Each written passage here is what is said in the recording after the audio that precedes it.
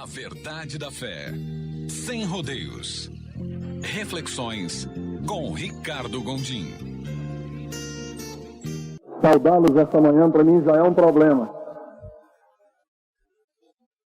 Se eu disser bom dia, pentecostais vão achar que eu estou Lula demais por gosto deles.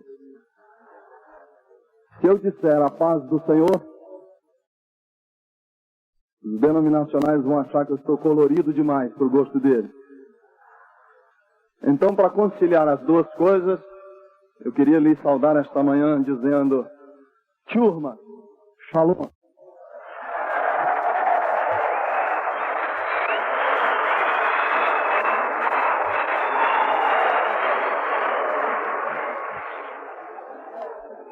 Vamos abrir as nossas Bíblias para meditarmos na palavra do Senhor.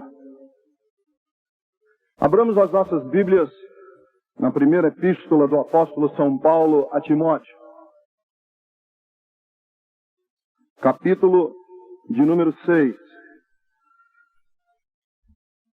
Primeira epístola de Paulo a Timóteo, capítulo de número 6.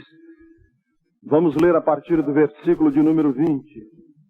Aliás, são esses os dois últimos versículos dessa epístola. 1 de Timóteo 6 e 20.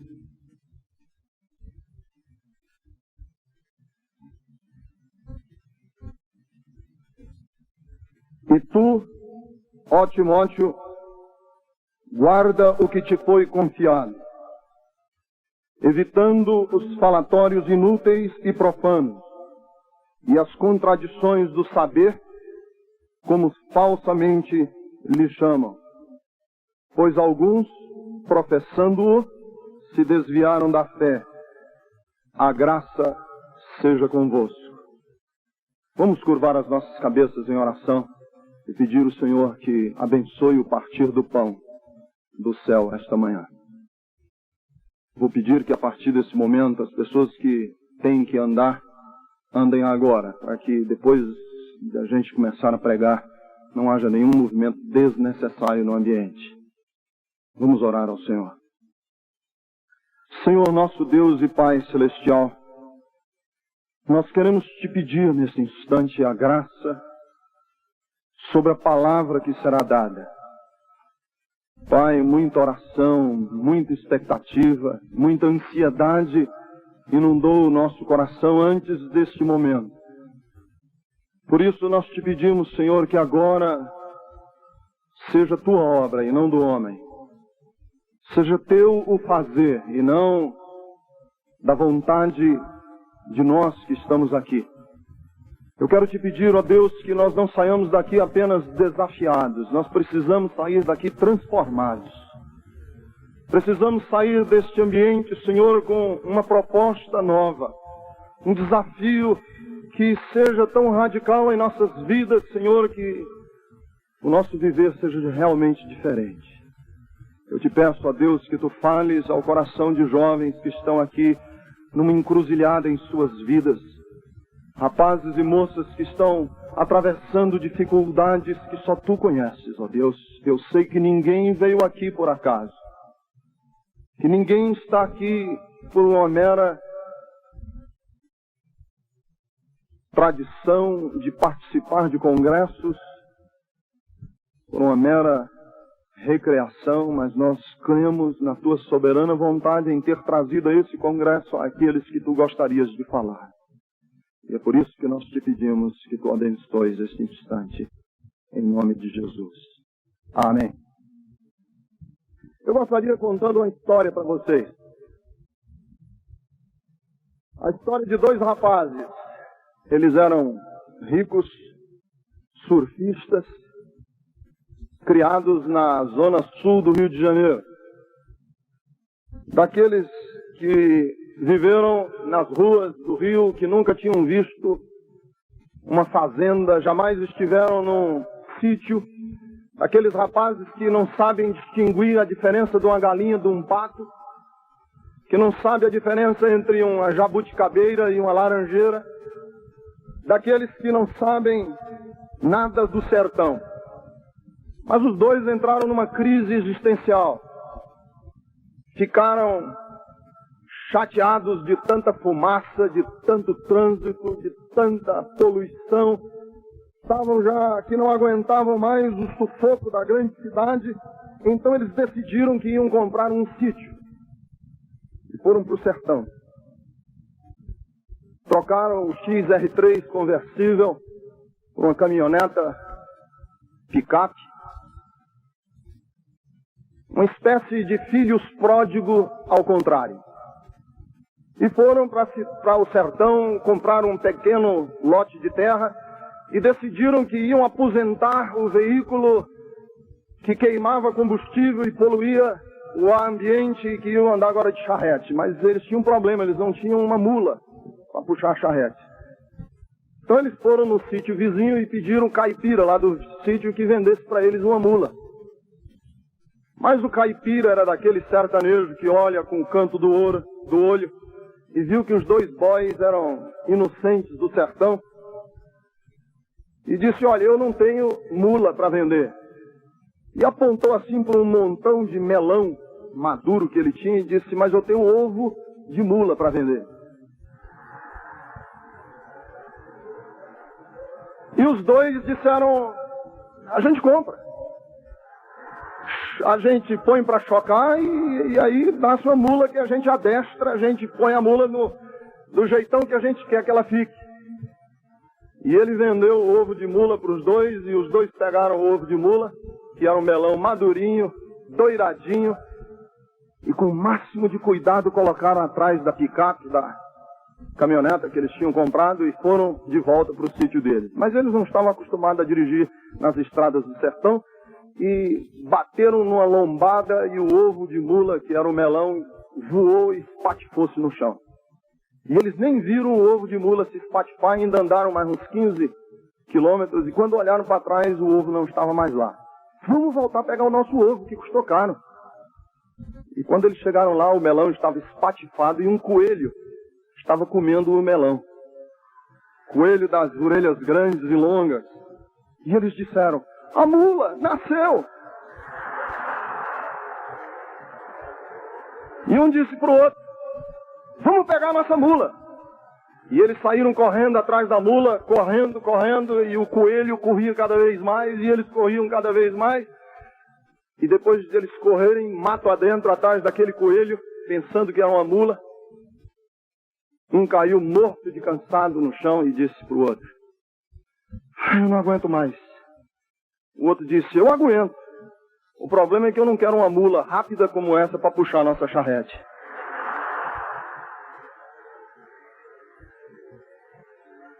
Queridos, a história, eu sinto que os dois rapazes mortos de cansados somos nós que estamos aqui no Geração 90. Quando avaliamos a década que passou, parece que o tempo não só nos enganou, mas parece que o tempo correu mais rápido do que a nossa capacidade de alcançá-lo. Estamos aqui terminando a década de 80 para avaliar o que passou apenas para nos convencer que nós não conseguimos alcançar a nossa geração. Nós vivemos os anos 80, anos intensos. A doença da moda nos anos 80 não é mais, ou não foi mais, hipertensão e úlcera. A doença da moda nos anos 80 virou herpes e AIDS. Nos anos 80 nós descobrimos que Malvinas não são mulheres de índole má. Malvinas são ilhas que pertenciam à Inglaterra e que o regime militar da Argentina queria conquistá-las de volta e que na verdade o nome delas eram Falklands. Aprendemos nos anos 80 que porcelana não serve apenas para fazer xícara, que porcelana não serve apenas para fazer pires. Foram nos anos 80 que a porcelana foi usada como condutora de energia e nós temos hoje os semicondutores, uma revolução que está descortinando à nossa frente. Descobrimos nos anos 80 que Ceausescu não é o jeito do fanho dizer sal seco.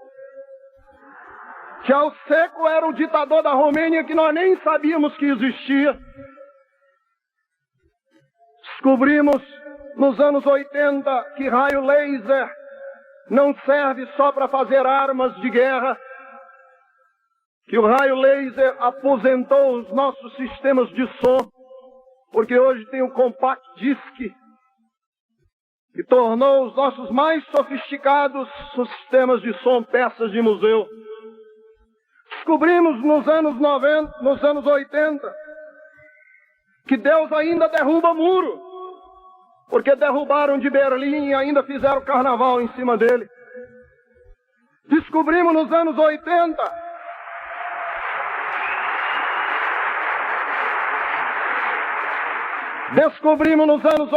que no Brasil nada é sério mesmo. Porque aqui até a hiperinflação está avacalhada.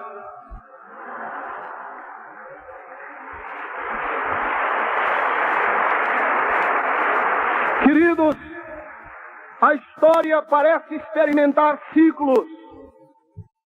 São eras que terminam e novas etapas do viver humano que se iniciam. Quando Paulo escrevia para Timóteo essa epístola que acabo de ler para os irmãos, a sua carta evidencia o ocaso de uma geração encanecida e envelhecida, do qual ele era protagonista maior. E o alvorecer, o desabrochar adolescente de uma nova era. Aliás, nas duas cartas de Paulo a Timóteo, parece que ele está de verdade escrevendo a carta para passar o bastão, para passar a responsabilidade ao seu discípulo, certo de que nas mãos de Timóteo repousará a sorte da próxima geração. Na primeira e segunda epístolas de Paulo a Timóteo, nós vemos claramente essa intenção de Paulo. Depois da sua primeira prisão, todos sabem que Paulo foi preso 2 vezes. Nós vemos claramente que Paulo, depois da sua primeira prisão, pressente, parece que ele está tendo uma premonição de que o seu tempo está terminando.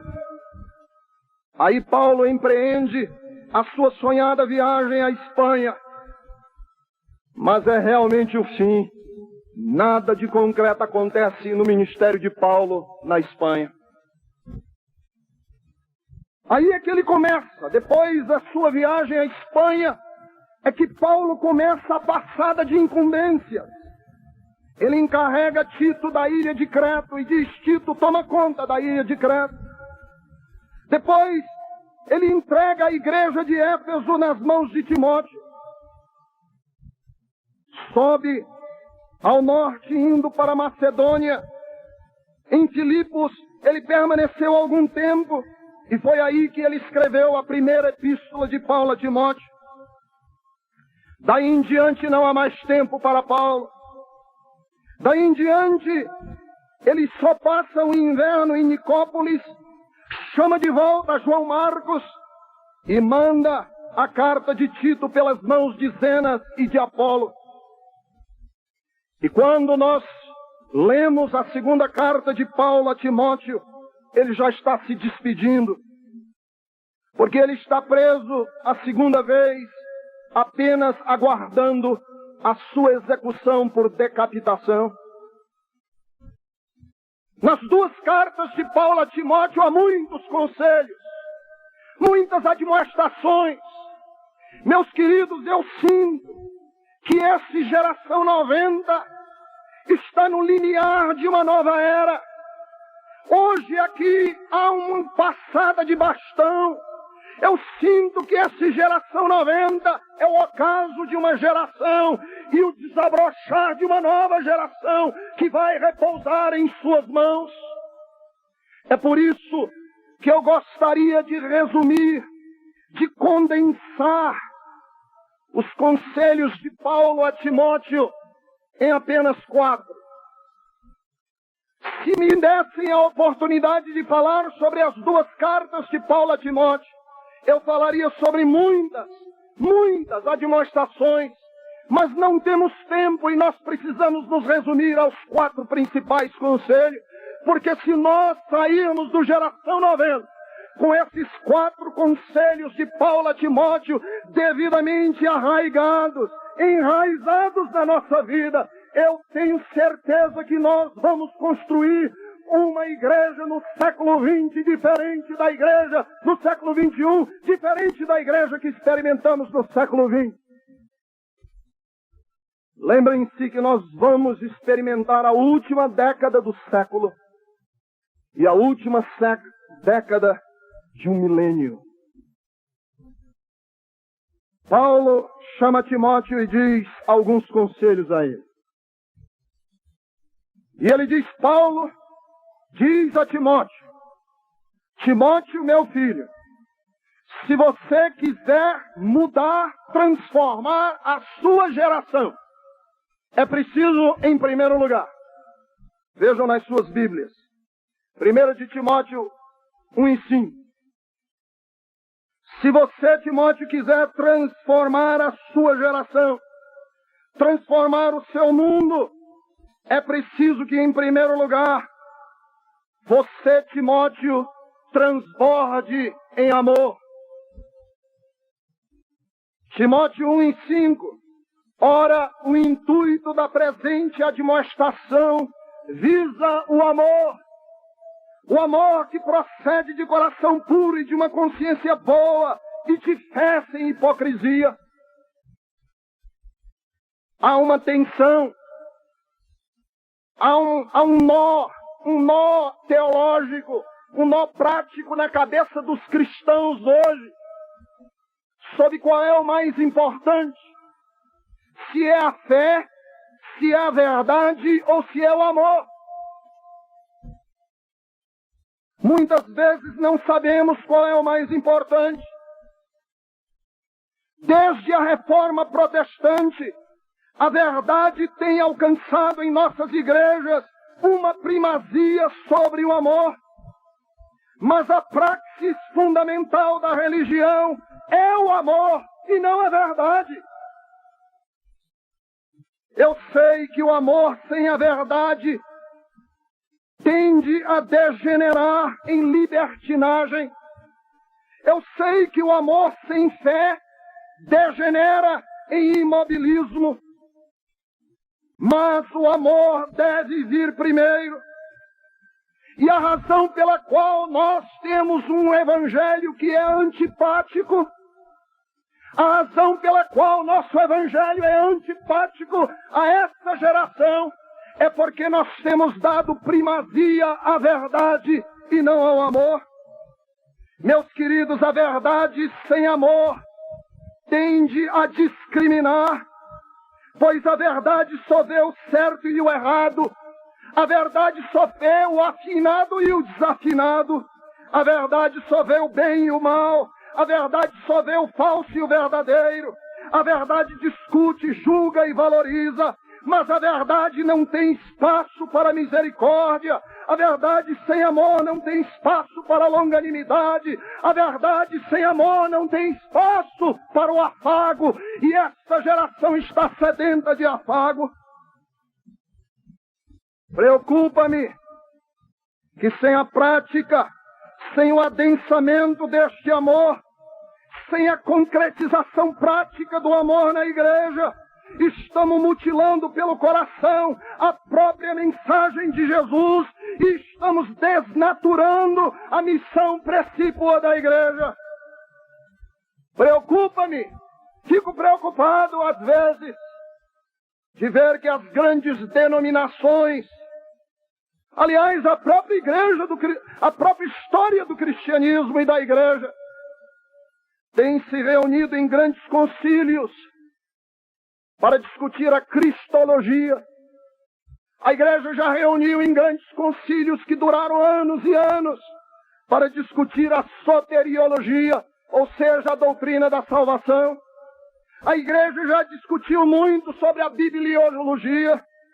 A igreja já achou e já discutiu sobre a escatologia, mas a igreja ainda não se reuniu para codificar, para debater o amor. E a minha proposta é que o Geração 90 se torne em um congresso de amorologia, de agapeologia, que nós possamos transformar este mundo com a mensagem de Jesus Cristo. Vivemos um cristianismo hoje que importa saber mais do que viver. Temos reduzido o cristianismo a uma simples doutrina. Mas o que seria do cristianismo se não houvesse amor? O que seria do cristianismo se não houvesse este elemento que lhe infunde a esperança e a alegria? A igreja do século XXI pode ser organizada, disciplinada, obediente, mas Jesus não nos chamou para isso. Ele não nos chamou para sermos uma colmeia. Jesus não nos chamou para sermos um exército ou uma academia. Ele nos chamou para sermos um refúgio de amor a esta sociedade que está carente, que está pobre e que é miserável. Em João capítulo 1, versículo de número 14, a Bíblia nos fala de Jesus assim: e o Verbo se fez carne e habitou entre nós, e vimos a sua glória, como glória do unigênito do Pai, cheio de graça e de verdade. A ordem é importantíssima. Jesus veio, em primeiro lugar, cheio de graça. Depois é que ele era cheio de verdade. E tudo na Bíblia está corretamente colocado. Ele foi cheio de graça e cheio de verdade.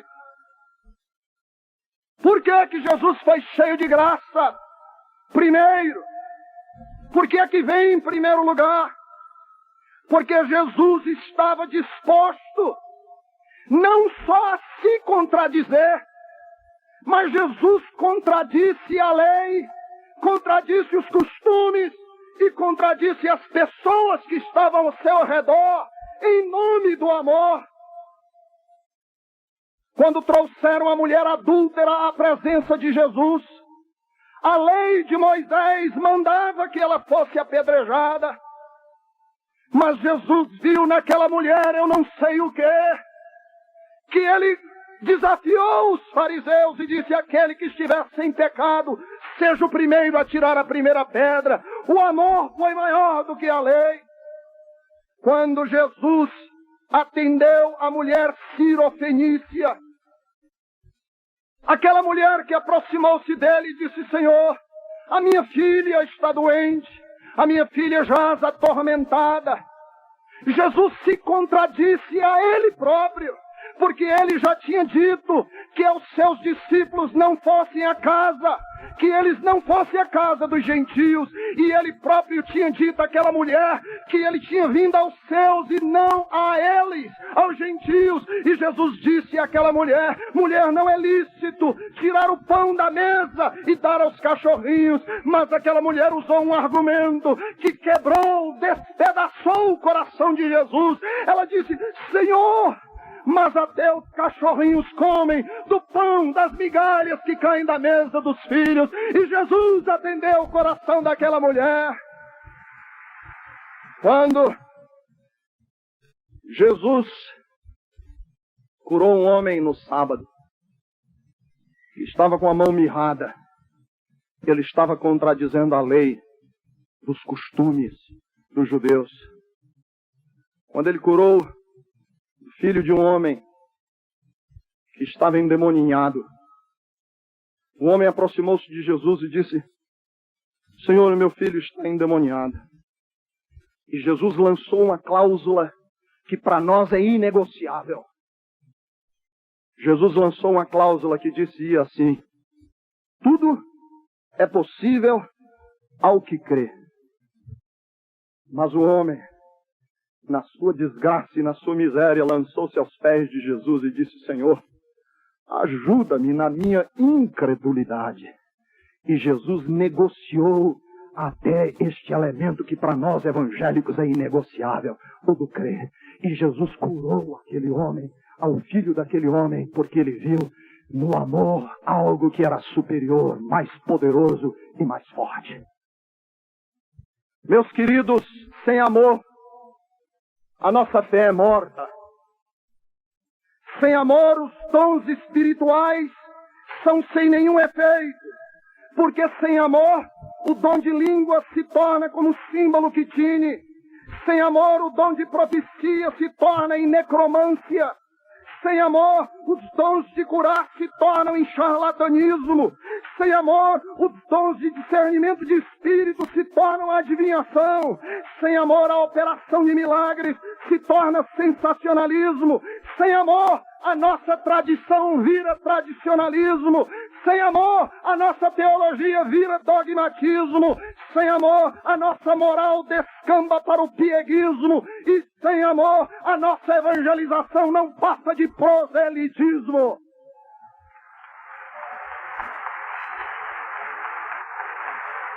Eu creio que ninguém nessa década conseguiu falar mais à geração, entender, do que Steven Spielberg, o pai do ET, do Indiana Jones.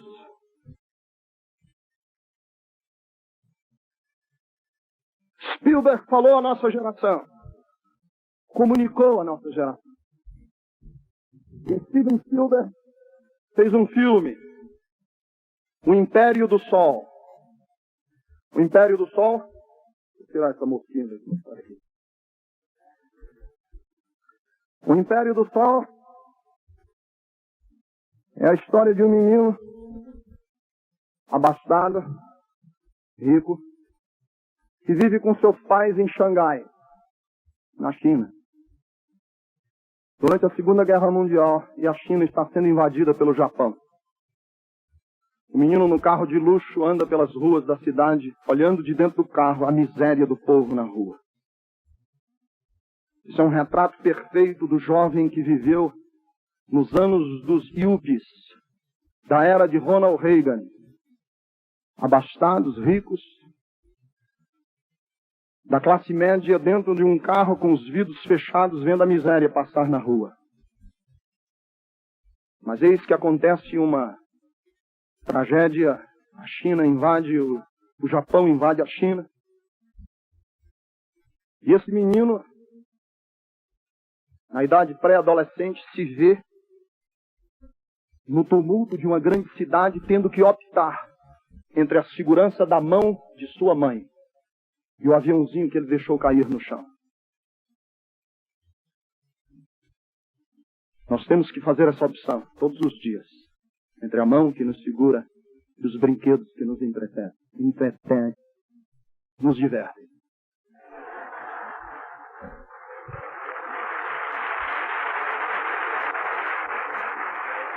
Esse menino precocemente é jogado no mundo adulto. Ele não é adolescente ainda, mas ele vê-se roubado da sua adolescência. Ele vê-se destruído da sua inocência infantil. É jogado num campo de concentração dos japoneses. E durante todo o filme, o menino só faz uma amizade legítima. E a amizade legítima que ele faz é do inimigo, que está do outro lado da cerca. Um outro menino japonês que está para fazer o harikari. E ele ama aquela criança, ama o outro amigo, porque o amigo representa tudo aquilo que ele também estava feliz. E quando eles estão naquela parceria, o único protetor que ele tem, que é um sujeito já adulto, mata aquele menino.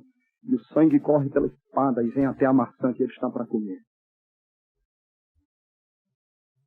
Ele corre pela vida, se embrutece, se torna um adulto precocemente, até que ele se vê no fim da guerra, esperando que os seus pais venham apanhá-lo. E eu quero falar para vocês o fim do filme. O fim do filme é o seguinte: o menino está dentro de uma sala, com o rosto frio, o olhar vago. Parece que ele se tornou realmente um bruto antes da época, antes do tempo. E a sua mãe vem, com todo o afago de mãe, e ele olha para a mãe com o rosto embrutecido, mas quando a mãe o abraça, finalmente, e ele deita a cabeça no ombro da mãe. Quem quiser assistir o filme depois, preste atenção. É a única vez em todo o filme que aquele menino fecha os olhos. Finalmente ele descansa no ombro de sua mãe. Nós somos esse abraço materno para essa geração. Nós somos esse abraço materno para essa geração. Por que é que nós não amamos?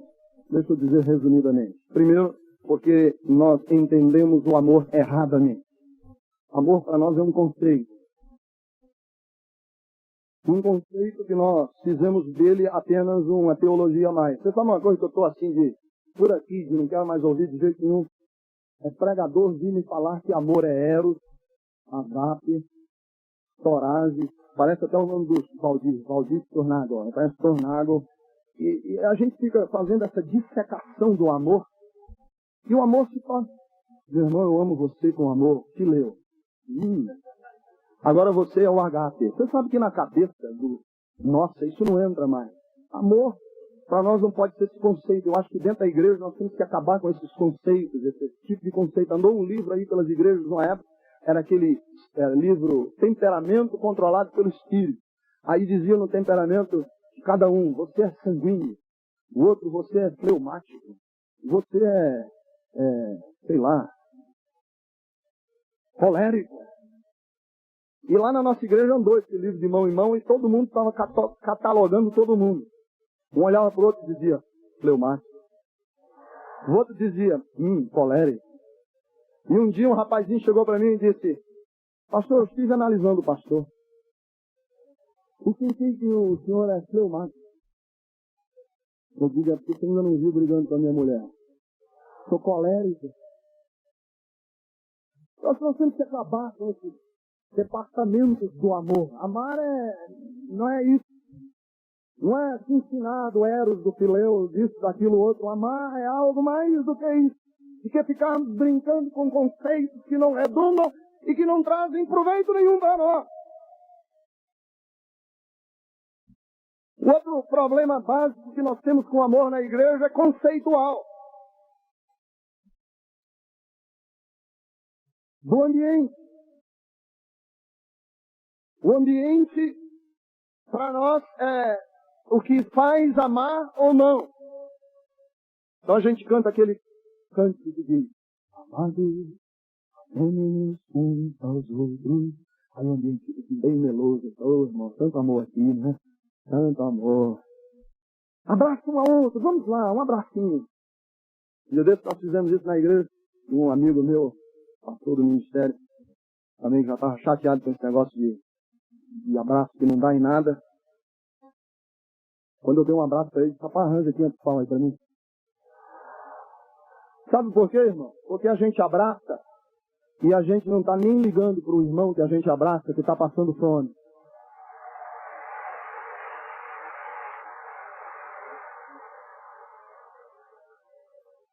Terceiro lugar, o grande problema do amor na igreja é ideológico. O nosso amor é confundido com filantropia assistencial barata. Sabe o que é amor para a maioria das igrejas?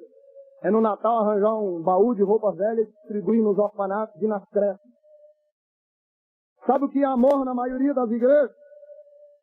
É ter um asilo com meia dúzia de velhinhos que a gente diz, tanto amor na nossa igreja.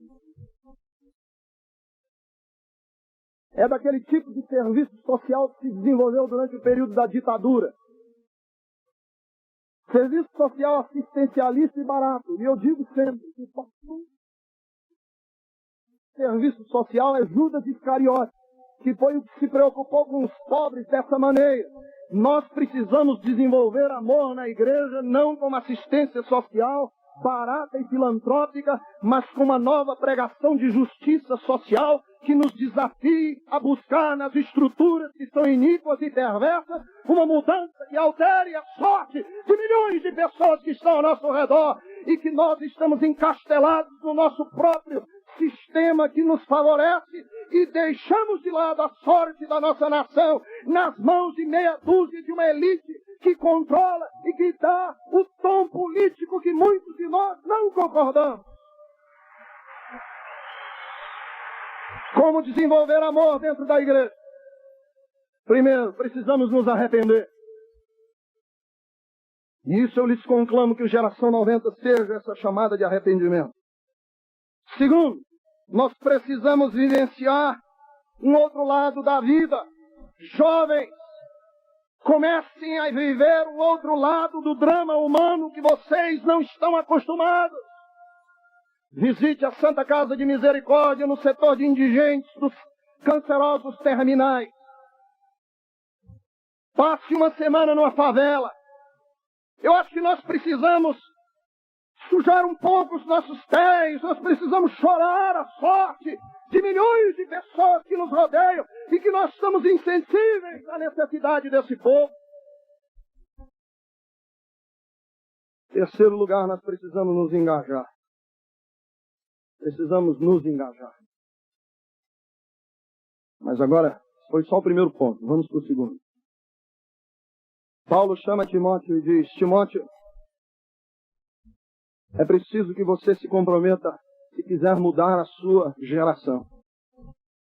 Se quiser ver uma mudança na sua geração, Timóteo, eu te encarrego de um outro dever. Veja o capítulo 1, versículo de número 18. Este é o dever que te encarrego, ó filho Timóteo, segundo as profecias de que antecipadamente foste objeto. Combate firmado nela o bom combate. Paulo diz: Timóteo, se tu quiseres transformar a tua geração, é preciso que tu combatas o bom combate firmado em alguma coisa. E eu proponho que essa alguma coisa seja não as nossas estruturas eclesiásticas denominacionais, mas os ricos princípios do Evangelho de Jesus Cristo. O apoio no qual nós devemos combater o bom combate não devem ser estruturas humanas. Meus queridos, a grande crise da igreja evangélica é que a absolutização dos nossos pontos doutrinários, a absolutização da nossa liturgia, conduz ao grande pecado de apoteosear os nossos estilos em detrimento dos nossos princípios. O engessamento de nossas instituições, a glorificação dos nossos métodos é que estão levando as nossas denominações ao legalismo asfixiante, tirando a vontade de servir a Cristo pela vontade de servir a denominação. Os apelos de fidelidade à instituição hoje são maiores do que a própria mensagem do Evangelho. Essa exagerada adesão denominacional que está tolhendo o crente a capacidade de ser um crítico do que acontece ao seu redor. E o resultado disso é que as nossas estruturas eclesiásticas estão nas mãos de pequenas elites que guardam o poder com mais cuidado do que dinheiro na Suíça. O poder fica calcado na absolutização das tradições e dos costumes e não do Evangelho, cujo espírito fica banalizado. É por isso que a nossa eclesiologia gera ensimesmamento. É por isso que a nossa soteriologia está produzindo arrogância. É por isso que a nossa pneumatologia degenera em emocionalismo fanático. É por isso que a nossa escatologia desemboca em escapismos. É por isso que a nossa heresiologia coisifica-se em intransigências. É por isso que a nossa bibliologia cristaliza-se em dogmatismo. E é por isso que a nossa antropologia está dando à luz a um humanismo materialista.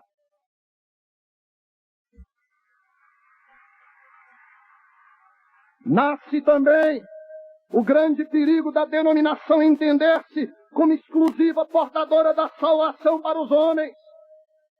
Eu amo a minha denominação, agradeço a Deus por ela, mas eu entendo que a minha denominação não possui exclusividade na transmissão das boas novas. A Mocidade para Cristo também transmite boas novas. A Igreja Batista também transmite boas novas. E também os atletas de Cristo e toda a entidade que está calcada neste livro santo, que é a palavra de Deus, é portadora do reino de Deus. Para enfrentarmos a próxima década, necessitamos de jovens que, sem enfrentamentos, não precisa de enfrentamentos polarizantes, encarem criticamente as estruturas que estão aí, tornando-as atuais, legítimas e representativas do povo que elas servem. Ou o jovem pensa criticamente sua realidade e passa a ser agente de transformação, ou deixa de ser agente de transformação e passa a ser alguém arraigado e conservador apenas na manutenção do status quo que lhe abriga confortavelmente, atrasando e tornando lerda a contextualização da igreja às novas circunstâncias que estão diante de nós.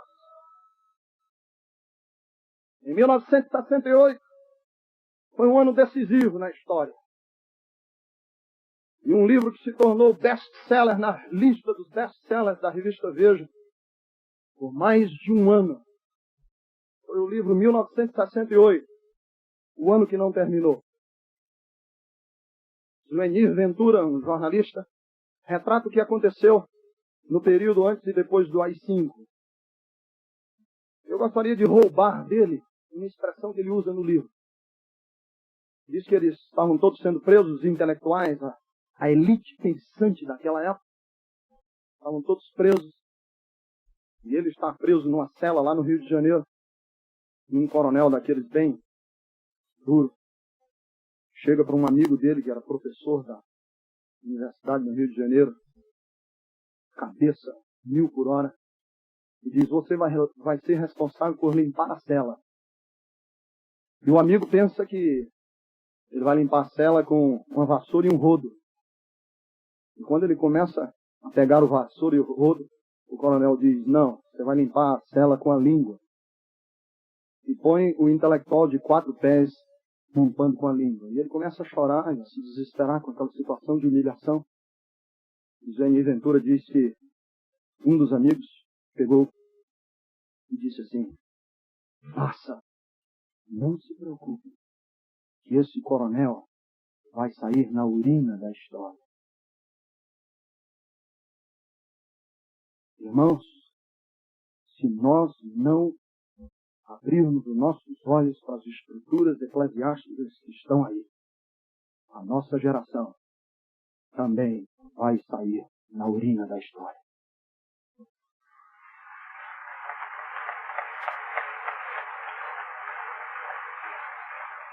Se a nossa teologia é dogmática, a nossa história é dialética.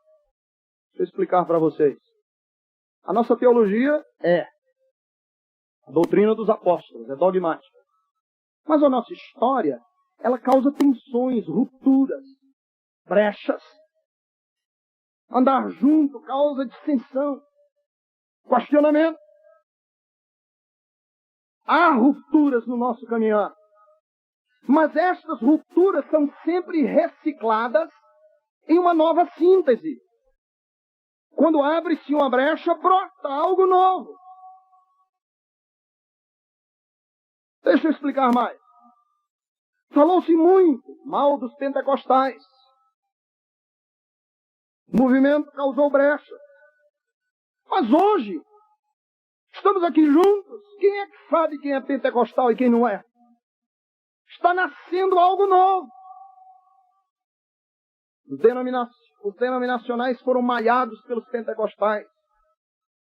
Mas hoje, se você for a um instituto bíblico pentecostal, a reflexão, o estudo ali, É como se fosse dos denominacionais, porque Deus está fazendo algo novo. O evangelho social já foi visto como um vilão a ser evitado a todo custo. Mas hoje o chamado holismo evangélico, a missão integral da igreja, a proposta de Lausanne, consegue sintetizar essas brechas, essas tensões que foram abertas. Por isso é que eu lhes digo, amados, não vamos fechar com um sistema, não vamos casar a nossa aliança e toda a nossa postura a uma denominação, mas vamos fazer como Paulo disse para Timóteo: eu te encarrego deste dever, ó meu filho, vamos firmar a nossa postura e o nosso discurso nos princípios do Senhor Jesus Cristo.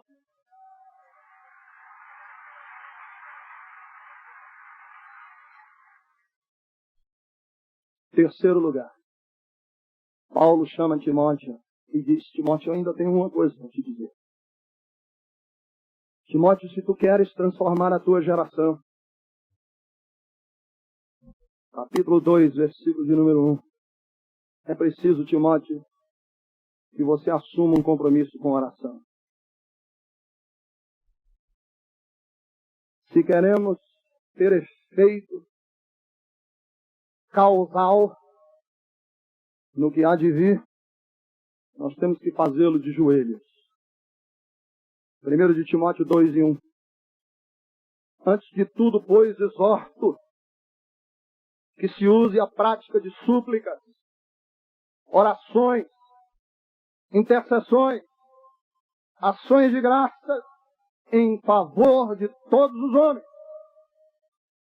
Leonard Ravenhill, avivalista americano, disse que o nosso evangelismo moderno sem oração é lustroso como aço niquelado, é organizado como que por um computador.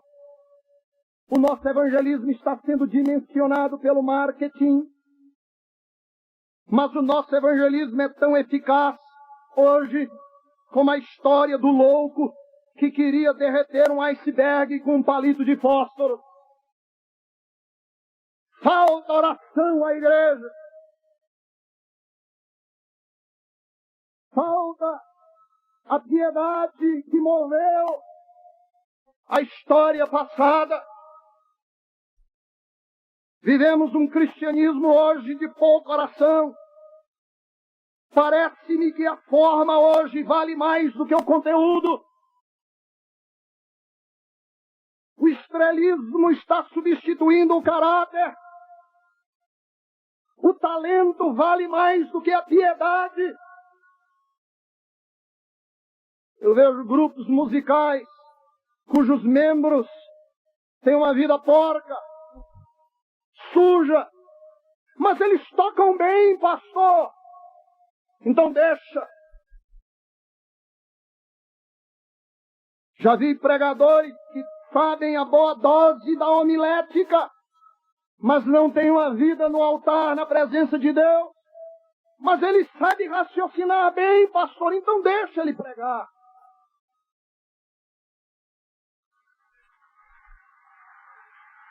Meus queridos, a nossa geração não está sendo alcançada porque falta-nos oração.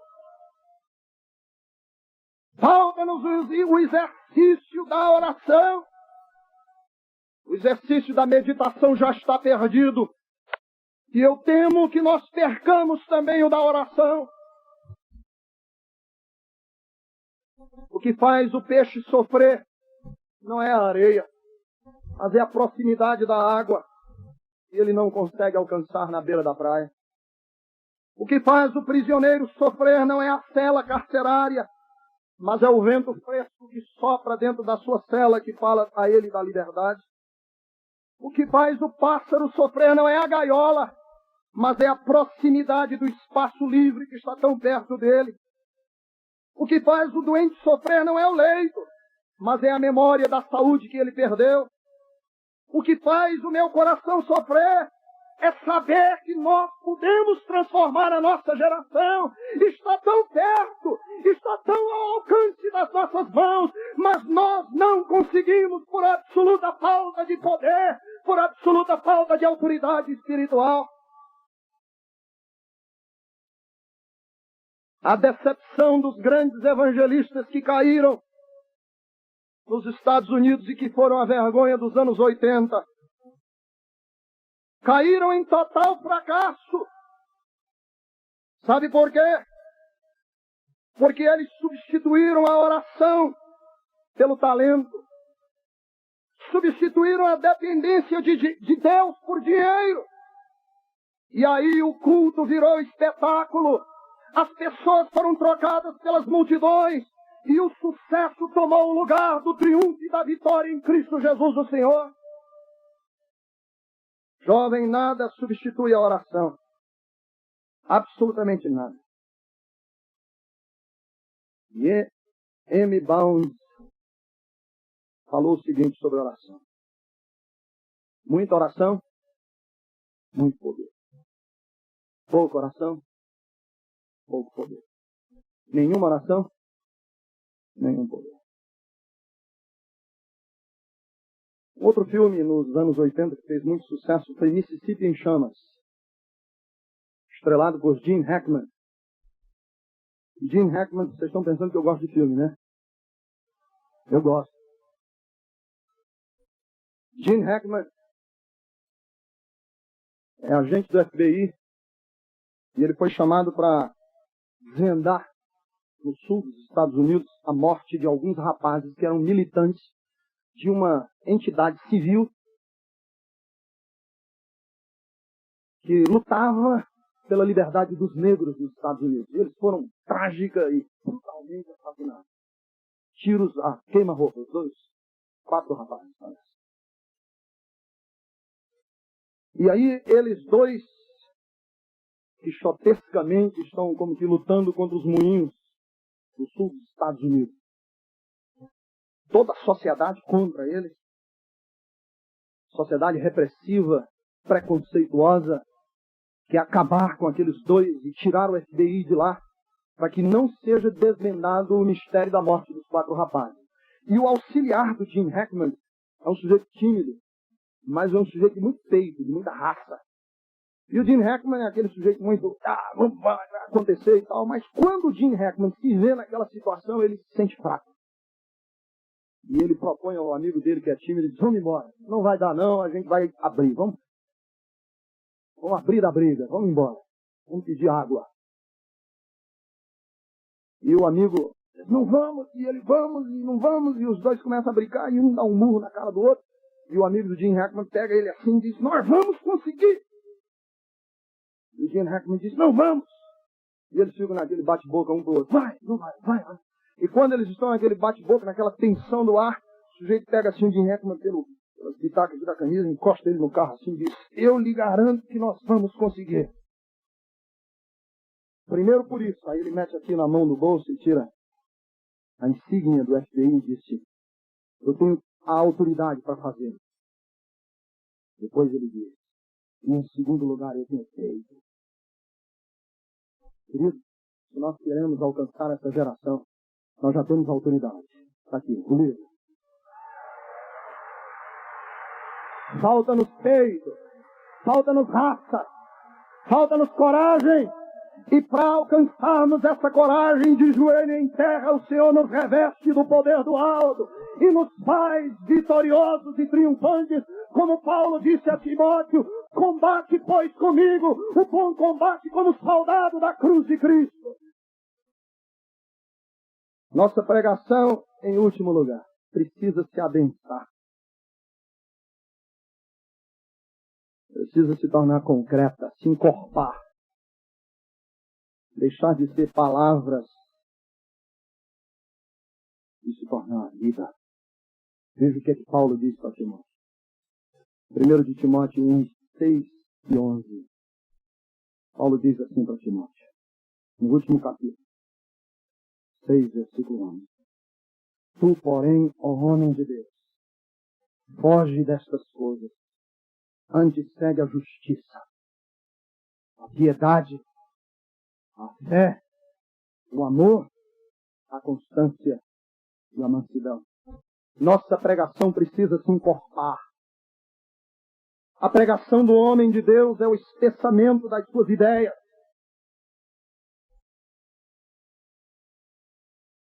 Durante esse século que vai terminar, houve duas grandes crises no cristianismo. A primeira crise aconteceu na virada do século. Foi uma crise de veracidade. Levantaram-se estudiosos da Bíblia que questionavam a autoria dos livros da Bíblia.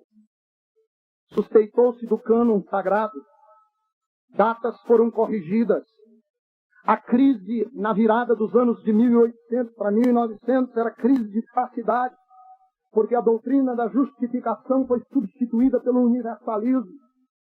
A grande questão lá naquela época era a seguinte: a Bíblia é ou contém a palavra de Deus?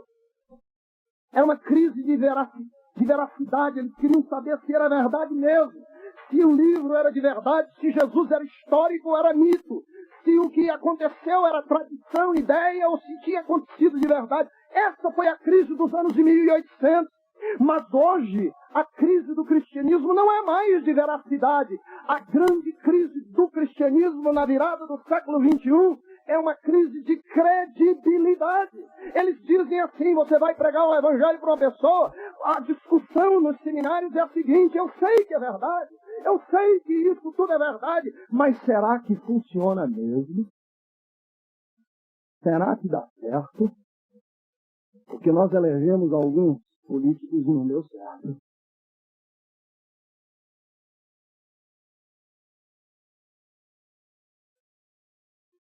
Nós, quando vamos resolver os grandes problemas e questões das nossas denominações, não dá certo.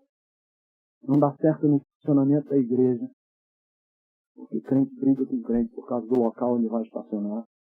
Não dá certo no banheiro do alojamento do congresso, porque nós não sabemos agir com amor por uma questão de papel higiênico. Imagine nas grandes questões da vida. Irmãos, eu fico apreensivo com a facilidade que conseguimos desfigurar o Evangelho nessa virada de século. Criamos expressões dentro da igreja que apenas apontam para a nossa fragilidade. Expressões tipo crente domingueiro, crente carnal. Aliás, essa expressão crente carnal, na minha opinião, é uma aberta afronta a 1 Coríntios 3. Ali, em 1 Coríntios 3, não se trata de crentes descompromissados. Ali está tratando, Paulo está se referindo a novos convertidos que ainda têm traços da sua carnalidade.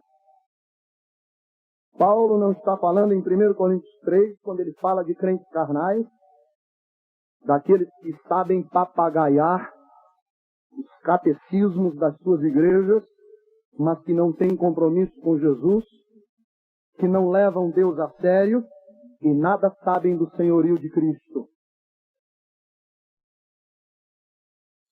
E nós temos nas nossas igrejas um grande punhado de gente que não sabe nada a respeito do que é uma entrega, uma conversão radical, uma transformação, não levam Deus a sério, e nós, por não sabermos como tratar esses crentes, nós ficamos tratando esses crentes de crentes carnais. Eu gostaria de citar John Stott. No seu livro recentemente lançado, Cristão em uma Sociedade de Não Cristãos, ele diz o seguinte: parece quase impossível que alguns evangelistas ensinem que se pode aceitar Jesus como Salvador, deixando para mais tarde o render-se a Ele como Senhor. Justamente porque Ele é Senhor, é que Ele tem possibilidade de salvar, e eu peço aspas. Então nós temos uma porção de cristãos e crentes nas nossas igrejas hoje que conhecem a Jesus como Salvador, mas não conhecem a Jesus como Senhor. Ah, ir para o céu eu quero. Claro que eu quero ir para o céu, mas permitir que Jesus tenha o domínio da minha vida.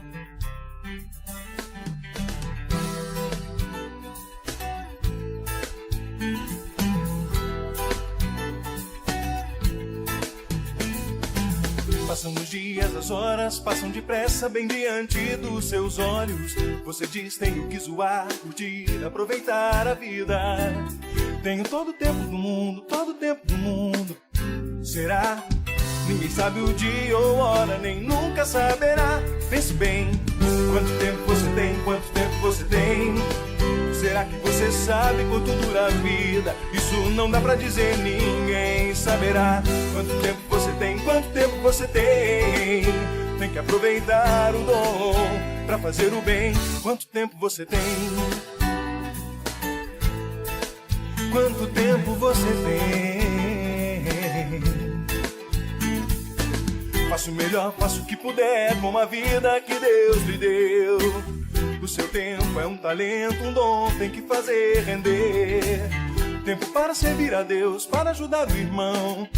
Verá que um segundo vale ouro, não vai desperdiçar. Pense bem, quanto tempo você tem, quanto tempo você tem? Será que você sabe quanto dura a vida? Isso não dá pra dizer, ninguém saberá. Quanto tempo você tem, quanto tempo você tem? Tem que aproveitar o dom pra fazer o bem. Quanto tempo você tem?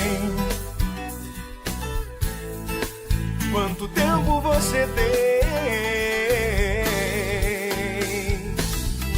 Tantas vidas esperam por seu amor, tantas vidas esperam por salvação. É preciso lutar enquanto há tempo, enquanto há tempo.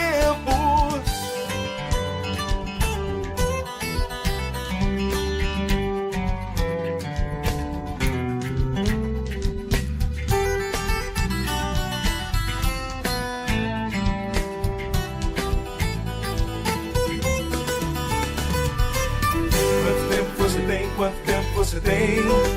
Será que você sabe quanto dura a vida? Isso não dá pra dizer, ninguém saberá. Quanto tempo você tem? Quanto tempo você tem? Tem que aproveitar o dom, tem que aproveitar o dom. Quanto tempo você tem? Quanto tempo você tem? Será que você sabe quanto dura a vida? Isso não dá pra dizer, ninguém saberá. Quanto tempo você tem? Quanto tempo você tem? Tem que aproveitar o dom pra fazer o bem. Quanto tempo você tem?